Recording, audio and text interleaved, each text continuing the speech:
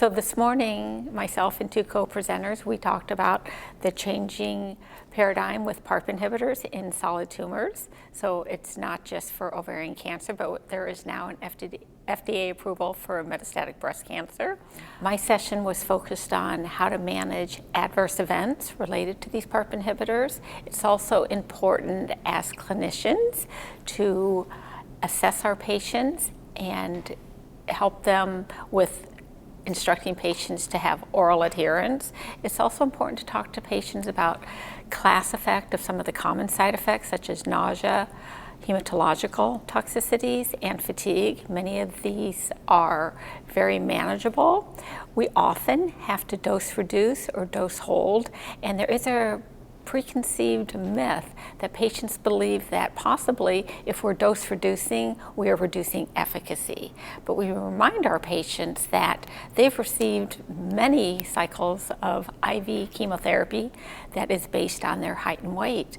And so with oral medications, we are giving them one dose fits all. So we really need to individualize and personalize that. We're monitoring our patients on a weekly and monthly basis, monitoring their blood counts, and then monthly in follow-up. But the important thing that we do tell our patients is we can help you best by you reporting to us what your side effects are. And sometimes patients don't want to tell us what their side effects are because they're afraid we are going to dose reduce or hold their medication, and that would potentially cause their cancer to grow. So there's a lot of education and reassurance that we need to provide our patients, but also hopefully I was able to help the clinician be able to better educate their patients who are undergoing oral therapies with PARP inhibitors.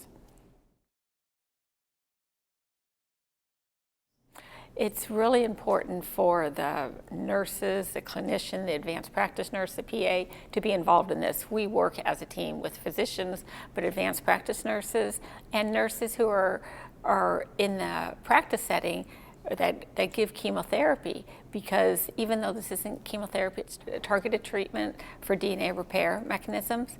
And these patients, the nurses know these patients really well, and we are able to help guide the physicians who are prescribing. Nurse practitioners also prescribe, and physician assistants also have the ability to prescribe in certain states. So it's important when we individualize what is the patient's past history and side effect profile with a prior IV chemotherapy.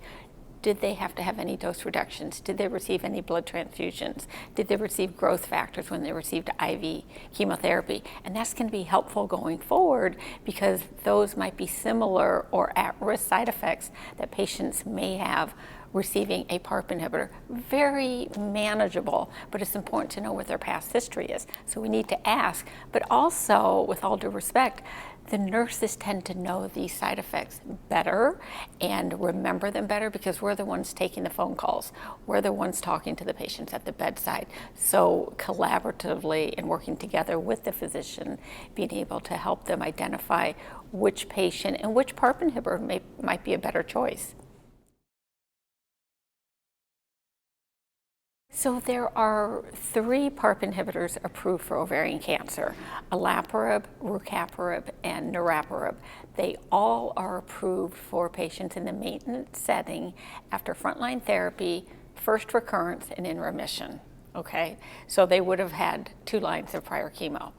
Olaparib just received a new indication to receive maintenance therapy after finishing their frontline therapy, and that's usually going to be with a taxane and a platinum. So the patient now is in a remission and they can get frontline maintenance therapy. So that's a brand new indication and a little bit different than after the first relapse. Olaparib also just received approval for metastatic breast cancer in the second line setting or advanced for germline BRCA mutations. So there is a 4th PARP inhibitor that just got FDA approved, and this is only for breast cancer, and it's for metastatic breast cancer for patients that have HER2 negative and also that are germline BRCA mutation carriers. So there's a few things to sort out there in individualizing that care. And the name of that drug is talazoparib. and that's a once daily oral capsule. So the market is expanding, and we know how important genetic counseling is and genetic testing, but not just for the patient, but also cascade, so testing the family as well, because clinical trials are ongoing now for not only with breast cancer, we have one indication, but in combination with chemotherapy and PARP inhibitors. And also we know that the BRCA2 is associated with pancreatic cancer and prostate cancer, and there are ongoing trials that are looking very promising. So it's important that we're testing the family members also of these patients that have breast and ovarian cancer to see if we can prevent or at least help these patients live longer and better. So PARP inhibitors have set a new mainstream with ovarian cancer, especially for maintenance therapy. Number one, our patients didn't live long enough 30 years ago to have a maintenance therapy, and we are definitely extending lives and using PARP inhibitors earlier on. And it's interesting because when it was first FDA approved, the first indication was in ovarian cancer, third-line treatment for patients with germ cell BRCA. So now we've moved that up even earlier, so patients that are getting it earlier are having a history of less chemotherapy, therefore they have less side effects and they're tolerating it better.